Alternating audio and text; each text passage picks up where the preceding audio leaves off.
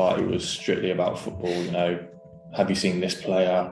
How much money do you think you're going to earn? They won't mind me saying it was an absolute shambles. Flat balls, no kit, all that kind of stuff. But for me, I came from that environment of not, you know, that cage football and not really having that. So for me, I actually really enjoyed it. And they said, right, everyone out to train after the meeting. Fraser, can you stay back? And they just said, look, we found something on your scan, which they diagnosed me with a bicuspid valve, it's called. I signed for Wimbledon. I had to trial there and I was desperate to get in. They were ahead of their time, and so they wanted the boys that had been part of it but couldn't play to go up and lift the trophy. And going to Luton was a completely different kind of pressure. It started off unbelievably well. We ended up getting promoted in my first season and getting Luton back in the Football League. Yeah, long story short, I had the worst game I've ever had. That was a low point for me. All them fans went home unhappy. I remember getting abuse on social media. It was the first real taste that I'd had. One of the lads I was with at Welling and then at Luton, his wife and Teddy Sheringham's wife are best friends.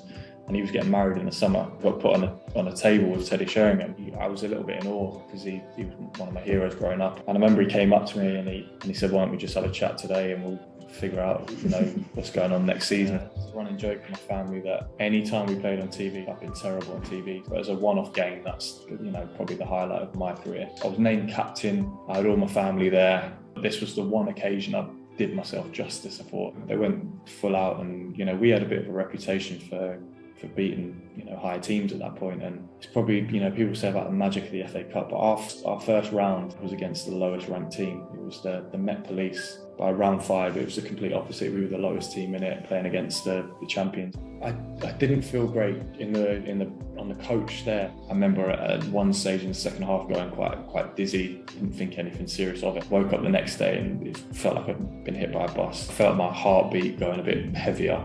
And then there was a stage where it felt like it was beating out my chest. I remember sitting there thinking, like, a week ago, I was playing against Man City, and now I'm in hospital with all these old guys.